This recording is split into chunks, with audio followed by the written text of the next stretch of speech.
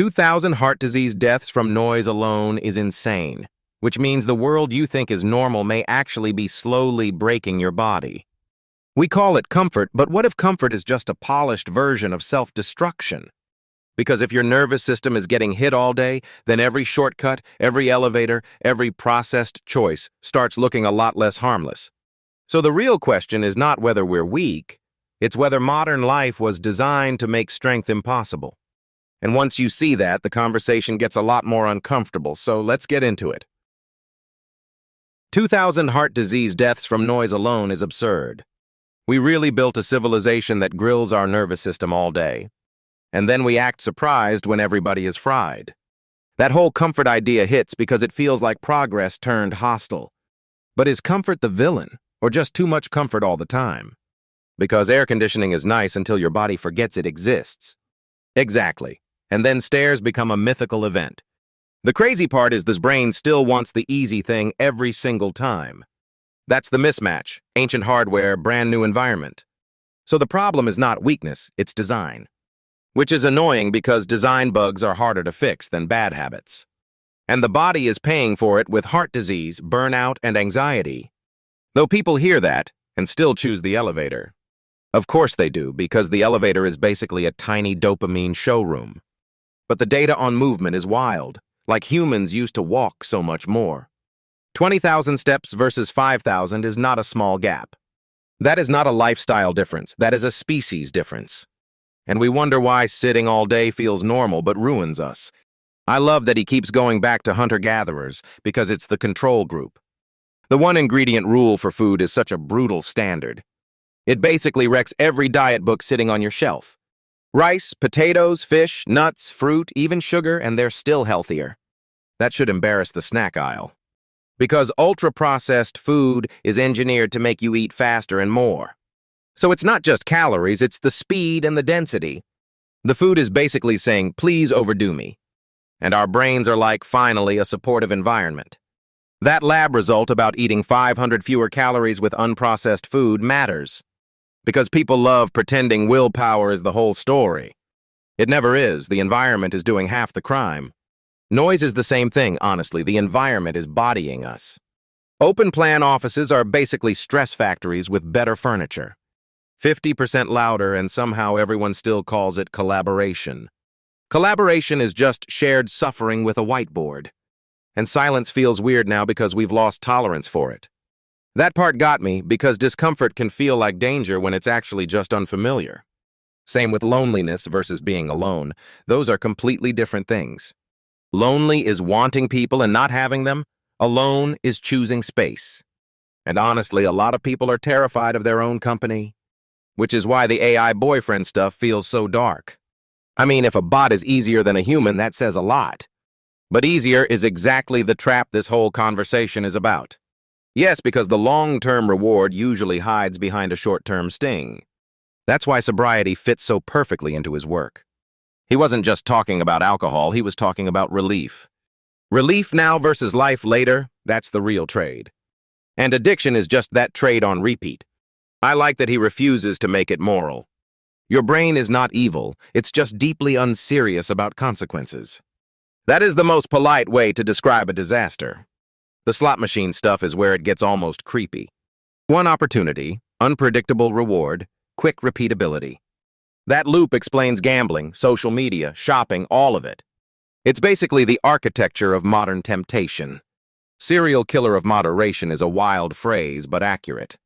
And near misses make it even worse because the almost win hooks you.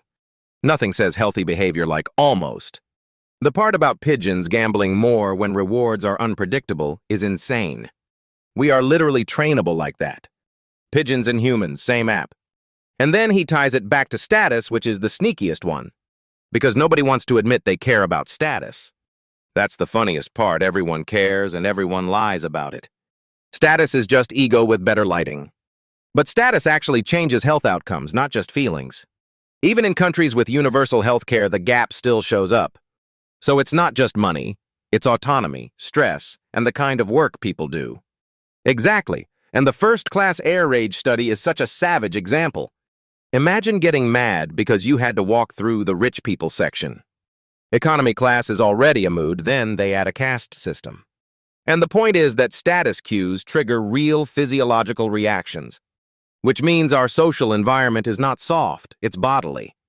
That's the scariest thing in the whole interview, honestly, because we keep treating stress like a feeling instead of an exposure. And then there's exercise, where even fatigue is partly a story.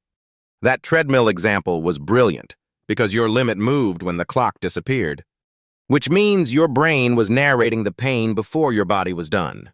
Exactly. The brain is constantly managing effort before it becomes injury. So half the time we quit a little early because the story got loud. The mind really does love a dramatic exit. I think that's the core of his whole philosophy, controlled discomfort. Not suffering for no reason, just enough friction to stay human. Which sounds awful until you realize the alternative is slow decay. And that's why his message lands, because it's not anti-progress. It's pro-resilience. That is such a better sell than your life is too easy, good luck. Yeah, nobody wants a podcast that sounds like a guilt trip. But the warning is real. If everything is frictionless, the body rebels. And the weird part is, people can feel that rebellion without naming it. They just call it tired or anxious or stuck, which is probably why this conversation matters so much. Because once you see the pattern, the elevator looks different. The elevator and the phone and the snack bowl all look a little suspicious. Basically, everything I enjoy now has a warning label in my head. That's growth, unfortunately. Next episode, we get into the deeper stuff around status, scarcity, and why we chase more. It is wild how quickly convenience becomes a trap. We invent ease and then act shocked when everything feels off. That evolutionary mismatch idea is honestly brutal. Our brains still expect scarcity, effort, and friction. Instead, we get chairs, snacks, and 10 tabs open. And somehow that is supposed to be progress. The weird part is that comfort does not seem to make people calmer. It makes them more restless, which is such a twist. More pleasure just creates a bigger appetite for the next hit. That slot machine thing is disgusting in the smartest way. The handle removal doubling the games per hour is sinister. Humanity looked at moderation and said, no thanks. But this is why his work lands, because it is not just moralizing. He is basically saying the environment is hacking the animal. That makes it less like weakness and more like architecture. And once you see architecture, you stop blaming only willpower. Although willpower does get absolutely bullied in this setup. The 12 to 13 hours of digital media thing is insane, though. That is basically a second life inside a screen. No wonder attention feels shredded by lunch. And the brain never got updated for any of that speed. The brain is still living in an older software version. Meanwhile, the phone is running the casino expansion pack. The near-miss idea is what makes modern tech feel so sticky. You scroll, nothing happens, then suddenly one perfect post. That little reward spike is enough to keep you circling. Which is why people check the app like it owes them money. It kind of does owe them dopamine, to be fair. The food stuff is just as obvious once you hear it out loud. One-ingredient foods versus ultra-processed food is such a clean contrast. A boiled potato is apparently a heroic object now. Meanwhile, the croissant is out here running a scam. Delicious scam, but still a scam. The fullness point matters more than people admit. If the food is engineered to disappear fast, you overeat almost by design. That is such a nasty little loop. And then we pretend the entire issue is personal discipline. Discipline matters, but the battlefield is unfair. I also love the silence part because people are terrified of it. Most people treat silence like a problem to solve. But the data says noise is literally stressing people out. Even heart disease deaths being linked to environmental noise is wild. And the open plan office thing is almost too on the nose. We built a productivity machine that makes people less productive. Corporate design really said collective suffering is collaboration. The fact that people feel worse in silence at first is also revealing. It means discomfort is often just unfamiliarity wearing a mask. And once you stay in it, the nervous system settles. That is a very useful idea, honestly. Loneliness versus being alone is another one people mess up constantly. One is lack, the other is chosen solitude. Everyone says they want peace until peace shows up. Then suddenly the phone feels spiritually necessary. But the distinction matters because social connection is still real medicine. And yet solitude gives you contrast, which makes connection feel richer. That part felt surprisingly humane to me. The AI loneliness example is where it gets a little dark. If people are choosing bots over awkward human contact, that says a lot. Not because the bot is better, but because the human is harder. And hard is exactly what modern life keeps trying to erase. That is the heart of the comfort crisis, really. Short-term ease, long-term cost. The oldest bad investment strategy ever. We are all somehow buying that package daily. His sobriety story makes the whole thesis hit harder too, because he is not just observing the pattern from outside. He lived the exact bargain he now warns about. That internal mess line was powerful. A life can look fine on paper and still be collapsing privately. That is way more common than people admit. Addiction as repeated short-term relief is a brutal frame, because it pulls the whole thing away from shame and toward pattern, which is inconvenient if you enjoy pretending you are above it. And everybody pretends that at least a little.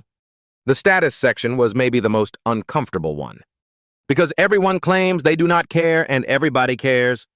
The funniest part is that admitting you care makes you look weaker. So the game survives by being denied. That is actually a pretty elegant social trick. And it explains why status just mutates instead of disappearing. You lose the Rolex but gain the podcast or the audience or the reputation. The costume changes, the hunger stays. The airplane first-class rage study was almost too funny to be real. But of course people would lose it over status cues in a tube in the sky.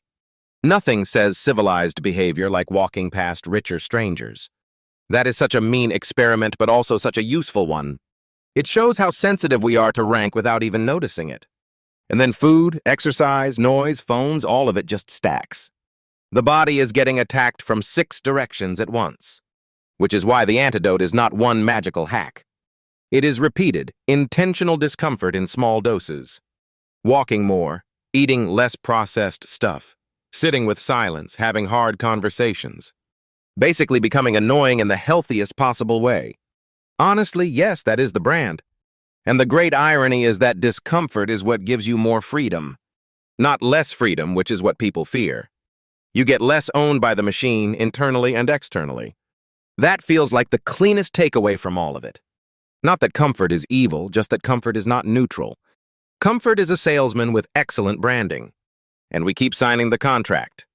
Next episode, we go even deeper into status and scarcity.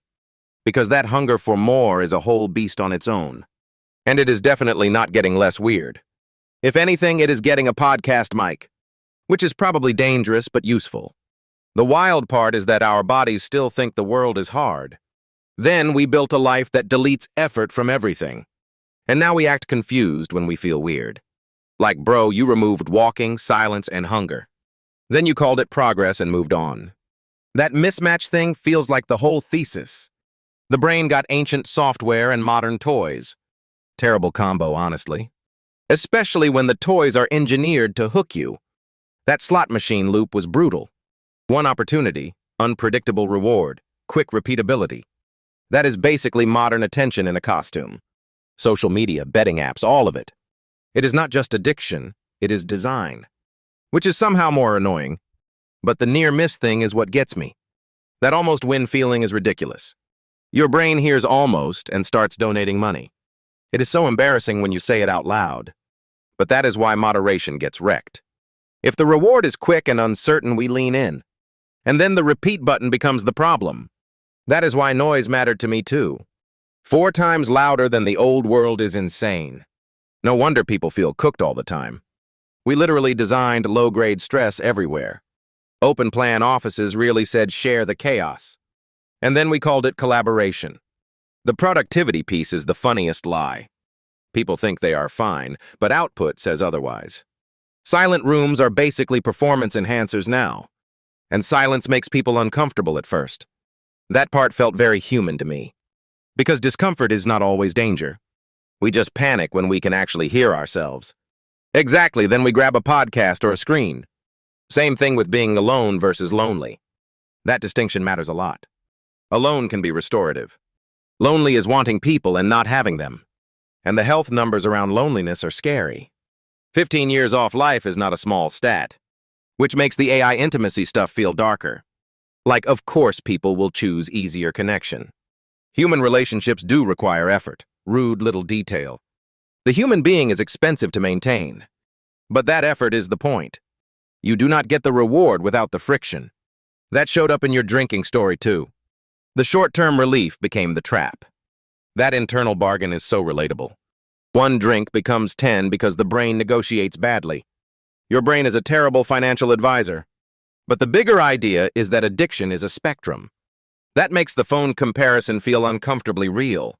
Mildly addicted to an app is such a modern sentence. We should all be embarrassed by that a little. Not shame, just awareness.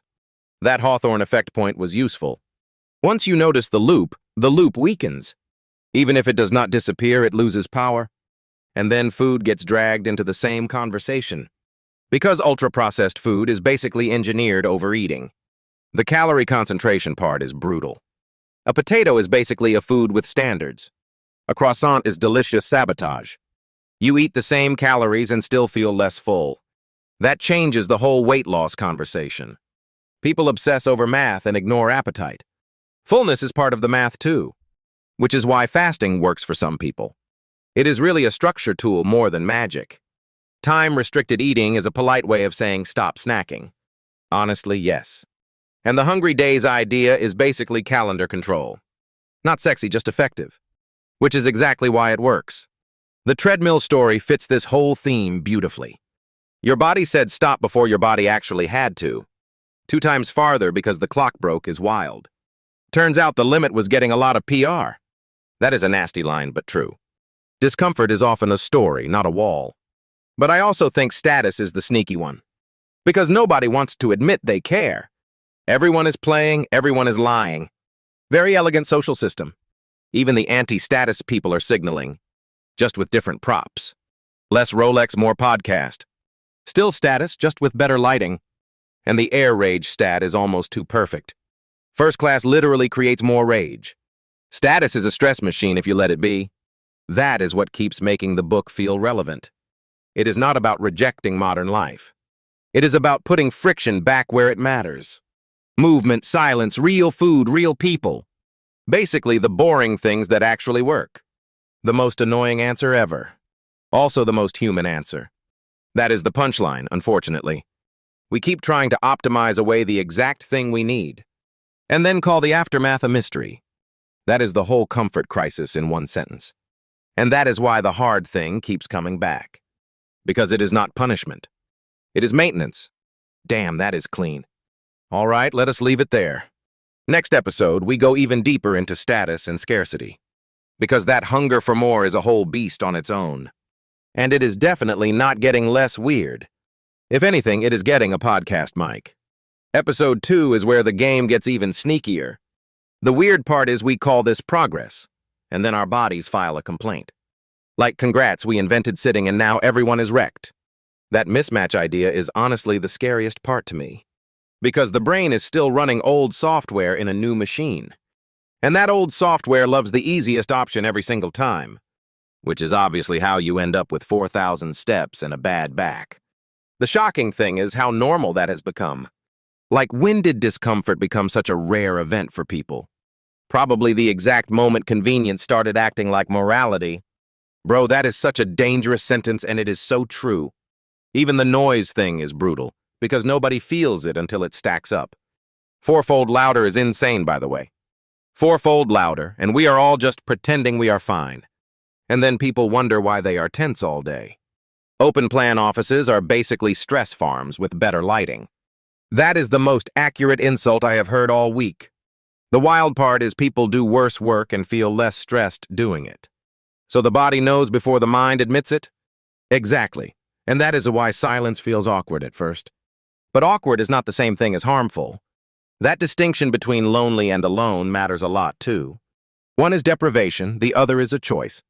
People really confuse those two like it is the same flavor of pain.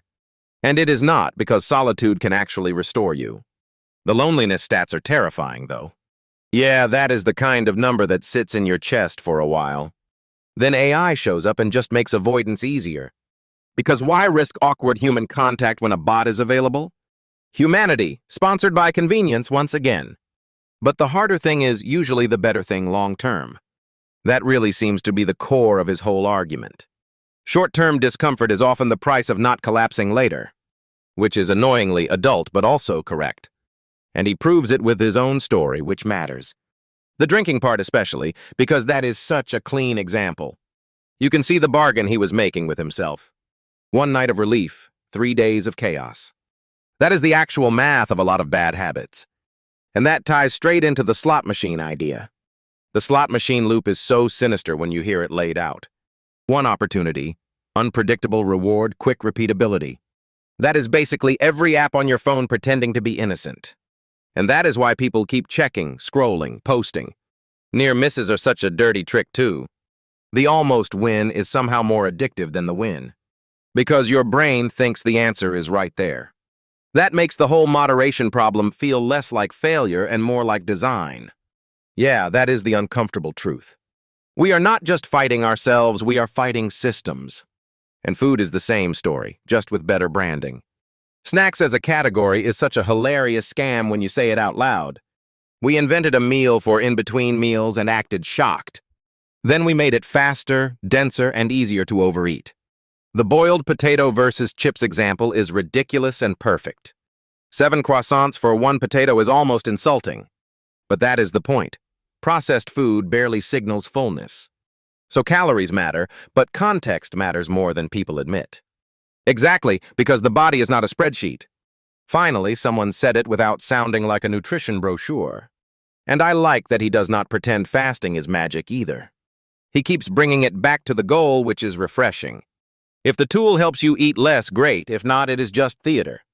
Theater is exactly what half of wellness becomes. The exercise story hits me too, because that limit is partly in the head, which is either inspiring or infuriating depending on your mood. I choose infuriating because inspirational is too polite. But it means the ceiling is sometimes higher than we assume. And that is probably the whole point of discomfort. You find out what is real only after the easy excuse drops away. That is a nasty sentence, but it lands. All right, let us leave it there for today. Episode 2 is where status starts acting even more suspicious. And trust me, that beast gets smarter fast.